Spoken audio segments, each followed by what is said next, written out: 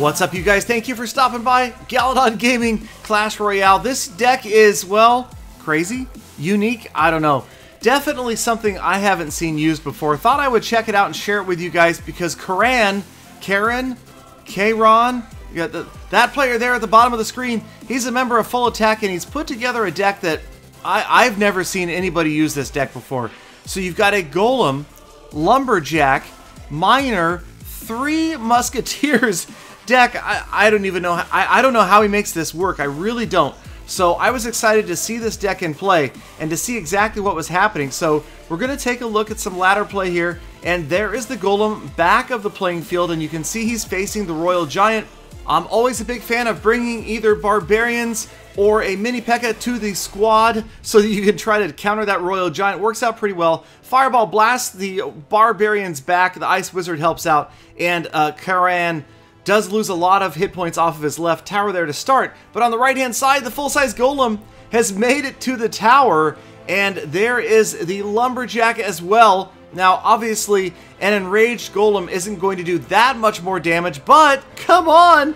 He wasn't even enraged. The Lumberjack, so super fast, gets in there and just obliterates that tower. So, kind of a surprising combination with the Lumberjack and the Golem getting the job done. And then, of course, you've got the 3 Musketeers in there. Elixir Collector seems like pretty much you can't even think about bringing a 3 Musketeers card to your deck unless you've got an Elixir Collector. I mean, to drop 9 Elixir like that, obviously, is going to leave you vulnerable in almost any situation. Now here, we can see that they've traded towers, so it's 1-1, about a minute and 15 seconds remaining, an Elixir Collector down, and Karen has not used the 3 Musketeers yet, but here comes that Golem from the back of the pack, and the Royal Giant in the middle, and that's one of the things I hate about the Royal Giant, is that middle deployment.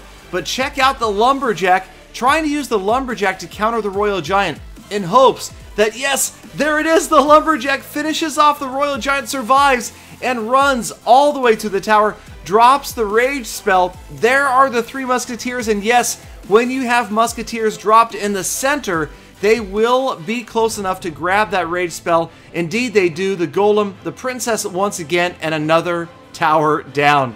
So this deck, fun to watch. Do I want to try it? No way! No way in heck do I want to try this deck. It seems like it's super high risk, high reward. Just really difficult, and obviously there is some close counterplay here that really involves timing and placement of those troops. Obviously, again, you see it a lot with princesses. Place on the right-hand side to defend the left lane, but move down the right on offense. There, the Lumberjack goes down. The 3 Musketeers not quite within range, but they don't even need rage when you've got 3 Musketeers.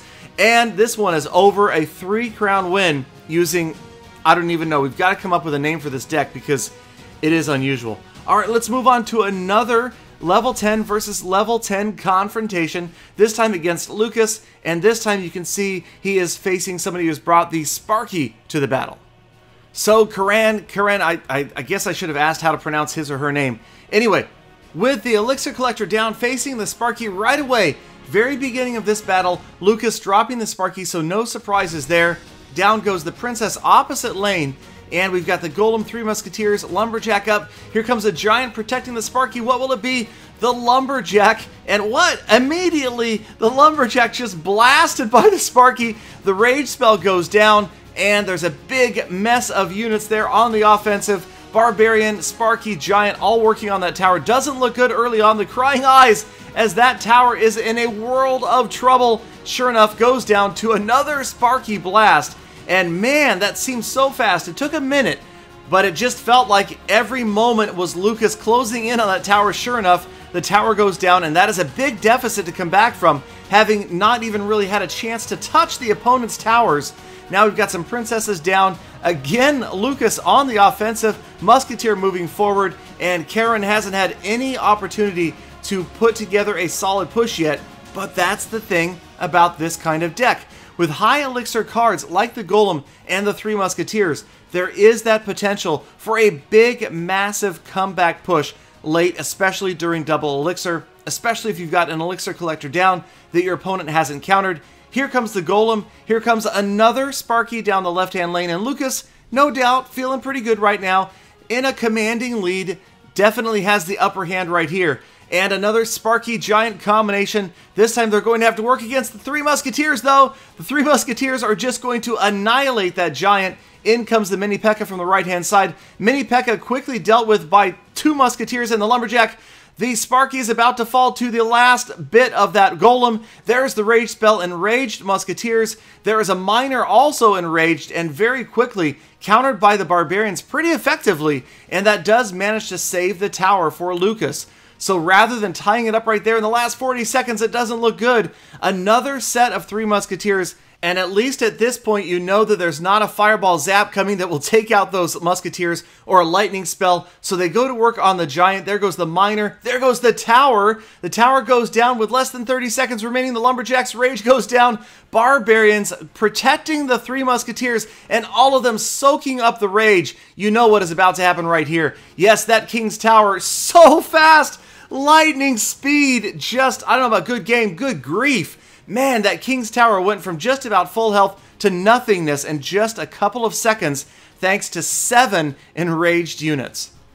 So again, a deck that's fun to watch, maybe more fun to watch than to actually play. I'm going to stick to spectating mode on this one as we check out yet another attack. This is going to be against that player there. But that player there has a bunch of legendaries. There's the Miner, the Lava Hound, and the Princess. So this is a very different deck than we've seen before. So we're getting to see a diversity of decks that Karen is facing right here. And of course, with the Lava Hound deck, usually you do see that Hound go down just like this in the very back corner at the very beginning of the battle. So here come the 3 Musketeers immediately. And it is a high-risk maneuver because if your opponent has that Fireball Zap combo or a Lightning spell, you're going to be at a severe Elixir disadvantage early. There goes the Poison spell. The Lava Hound goes down. The Musketeers doing the job, controlling the Lava Hound and the pups. And there goes a Lumberjack all by his lonesome, dropping the spilling the Rage everywhere. And unfortunately, nobody to really soak it up except for, nope, nobody at all. Okay, so the Rage spell expires. We are down to the final 2 minutes of this battle. And you can see that Karen's opponent getting ready with perhaps another Lava Hound, waiting. Ideally, I think with that type of deck, you're going to get that Lava Hound to pop right after a Miner has surfaced and grabbed the attention of the tower and maybe other units in the area, and then those Lava Pups can go to work just like a minion horde would.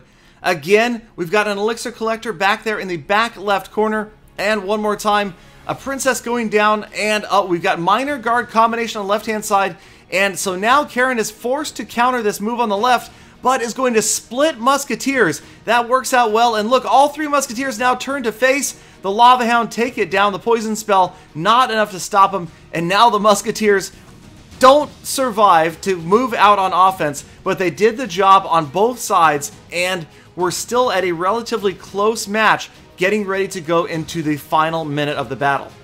But like I said, that's when a deck like this thrives, when Elixir is pouring in, and here comes the Golem back of the playing field. 60 seconds left, we go into double Elixir, and now suddenly his opponent definitely has to take this into consideration. He's going to drop the Lava Hound anyway and go after that weaker tower on the left-hand side, but there is the Lumberjack trying to squeeze past the Golem, the Barbarians, and that is a deadly combination. Lumberjack, Golem, Barbarians. The Poison spell is only going to serve to accelerate the Lumberjack's fall, and check it out! The Rage placement catches everybody. The Barbarians going all over the place. The Golem gets onto the tower.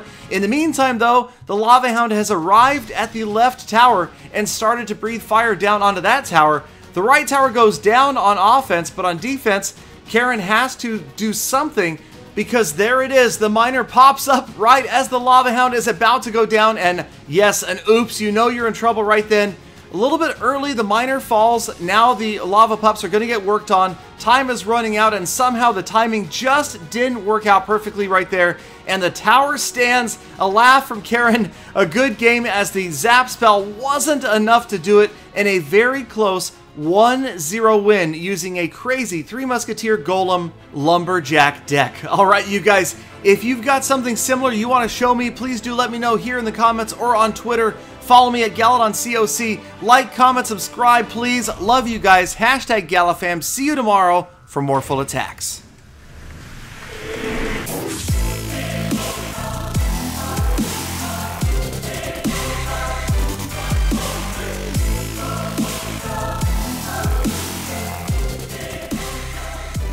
Hey, Peter. Peter, you got nothing to say, buddy? One more day of vacation from Peter, $17. I love it.